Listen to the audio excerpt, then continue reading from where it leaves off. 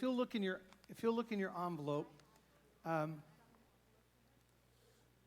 if you have green check marks on the front of your envelope, you're all set with forms. Everything's done, and it should show that you're paid, and all those kind of things should show there. And then whatever you would need, right, Kelly? Whatever they would need to turn into us, it'll be marked on there or empty on there.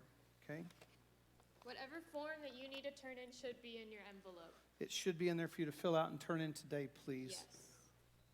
And then there's also the itinerary, there's the camp packing list, and then if your student wants, our own Abby Duncan, she's back there, she made these packing lists. They're very thorough. So as far as what to bring to camp and what not to bring to camp and how to do all those kind of things. This one's very good on what to bring if you've never been to camp or if you're just stressed out when you're packing. Girls are over here, and then guys are over there, I think. Should have been over there. Yeah, they're missing. I think they grabbed them. So they're back there by that group of boys. So hey guys, will you bring that packing list back up front here? Abby is coming with it right now. If you'll grab the camp itinerary out of your envelope just real quick. Let me go over it real quick. Some of you haven't traveled to camp with us before. Some of you have been lots of times, so I'm going to try and just cover this really super fast.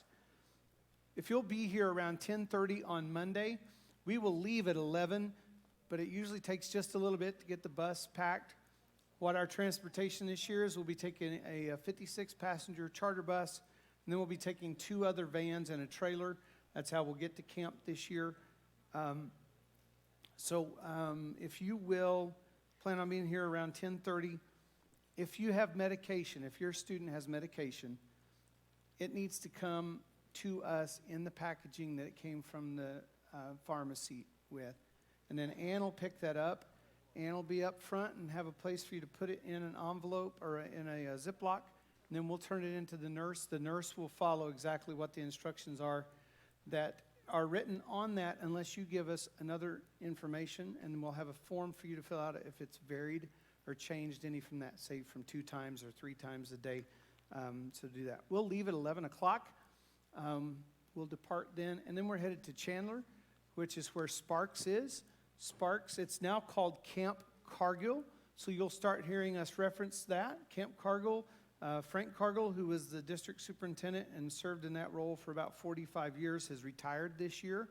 And at district council, they made a selection that the camp there at Sparks would be called Camp Cargill. He's done a ton of work to raise the money to make that all happen and to have a dream to do it and all those things. So we'll leave at 11. We'll go to Chandler. In Chandler, there's a park. So when your student shows up, there will be a sandwich that's already pre-made. We won't have them make their own sandwich, but then they can pick if they want mustard or ketchup, or they want what kind of chips they want, and then they'll make it into a bag. So we're providing lunch on that first day as we head out. We'll go to Chandler Park. That's where we do Big Little.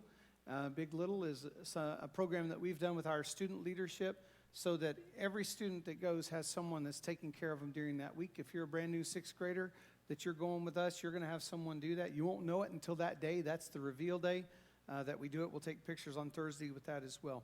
We plan on arriving at the camp around 2 p.m. Once we're there, just so you hear this, at camp, students don't have cell phones during the week of camp. We pick them up after the bus ride there. We put them in a Ziploc. We store them in a safe, locked location. And then on the way back on Friday morning, after we've gone through the final closing ceremony, we'll hand their phones back out to them. So here's the deal. Students, you get a break from your phone for a week. Parents, you get a break from your student's phone for a week. It's a win-win all the way around, okay? Students, you get a break from your mom and your dad checking in on you every couple seconds, okay? So it's a win-win, but here's what we want. We want you to have real conversations. Okay, let me just ask this real quick. How many at your house, your family text each other instead of getting up to go have a conversation? It happens, and you text from another room instead of getting up and walking 5 feet. So, hey, what we want to do is we want to foster communication and relationship while we're at camp. Also, we know this, spiritually, if you're kind of away from all the media and all the social stuff and all the different things, gives you a chance to hear from God real clear. So that's how we manage cell phones. They can bring it with them. You ought to have it charged up, too, by the way, because if it sits for a full week and your battery's not strong, there's not going to be any place to charge it on the bus. I mean, we have some nice buses, but we're not that far. So On our return on June the 11th, bring money for McDonald's on the way home. How many of you have been to the new McDonald's on the Turnpike where they split it in half and now there's just a designated?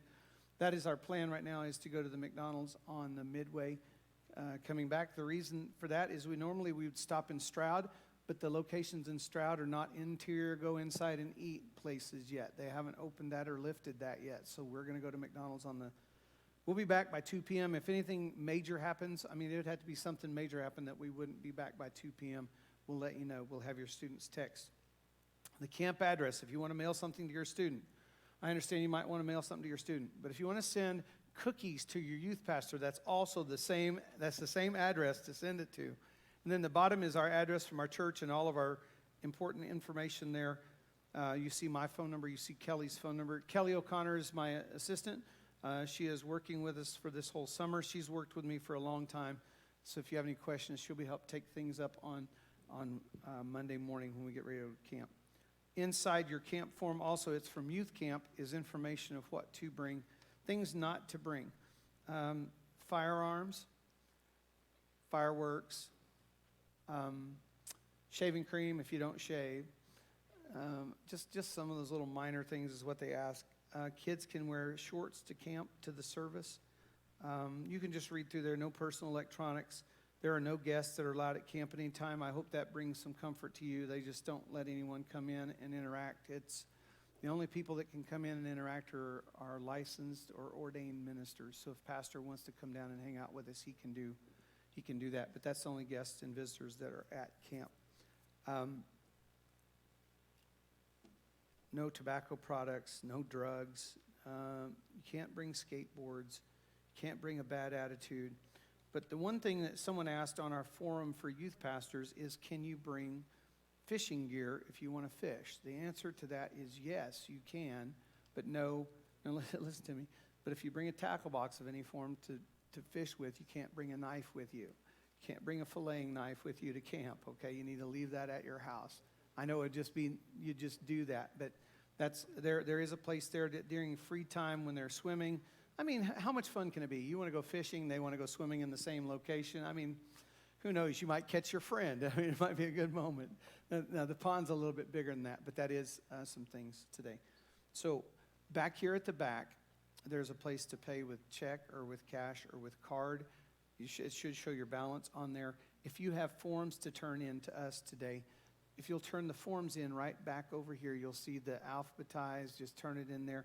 What I'd like to do is have every single thing done before we get ready to leave for camp, so that when they show up for camp, we're not chasing forms or anything, and that medication would be the only thing we'd have to deal with that morning.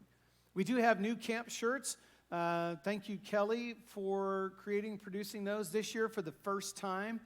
We do have long sleeve. Christy, did you get your long sleeve shirts yet? Hey, really quick, what size do you need? What sizes do you need? Yeah, for your kids. You get the long sleeves. Well, you need to get the long sleeve because you paid for them 2 years ago for long sleeve. You did. So it's already paid for. I just need to know what size. Do they both medium? I need a medium and large long sleeve is what I need. Bring them right up here because I told them I would deliver on that. I was going to do it. And then we ended up COVIDing out and all this craziness. So I told them today a medium and a large is what we have for you. It's our first of doing, and how many of you know right now, how many of you went outside yesterday morning going, hey, it's not summer yet? I'm like, why am I still wearing a long sleeve shirt and going swimming and all that kind of stuff? By the way, we swim in a pond there and they have a blob in it, and I'm sure it's warmer at camp than it is here. Who knows how that works? So any questions today? I know some of you are new traveling with us. If you have any questions, this would be a great moment. Anyone? Any question? I'll be hanging out. I don't see any hands or anything. We're gonna have a great time as we get ready to go to camp. Our speaker is Gabe Gamoria. He was from Christ for All Nations. He'll be speaking the first 2 nights, and then Reggie will be speaking the next 2 nights. I'm looking forward to both of them because they're very evangelistic in nature. And pray for Reggie. A month ago, he had major knee surgery. Actually, had knee replacement surgery. So his first thing back is going to be at camp. And his goal is not to have a walker or a wheelchair. So the lady who's doing physical therapy with him is killing him. So he calls me and tells me, she looked so nice and so sweet when she walked in the house, and it's not the truth. So, but that's kind of our plans for camp. If you'll see these guys at the back, and I'm actually going to move back there toward the back as well, but if you need to talk or have any questions at all, thank you so much for letting your students go with us. I know there's some new people who are going with us for the very first time. Here's what I tell you about Extreme. If it rains, if it's hot, if it's whatever, we're going to have fun. Another thing, if you're new with us, they just finished at camp. I was just there. They finished at camp a gym that also serves as a tornado shelter. Like, it's rated for an F5, and I've been in it. It's called the Solid Rock is what they've been calling it, and it is a solid building. That was one of the concerns of where we go to camp at, is that it is in the path between Moore, Oklahoma, and Carbondale area of Tulsa. So if you know anything about tornadoes in Oklahoma, that's usually the path. It turns exactly on that right-hand lane and goes down there. But they do have that, and that actually just opened at the end of May. So so their first week of camp started this last week, and they had it in service for that. So thank you guys very much.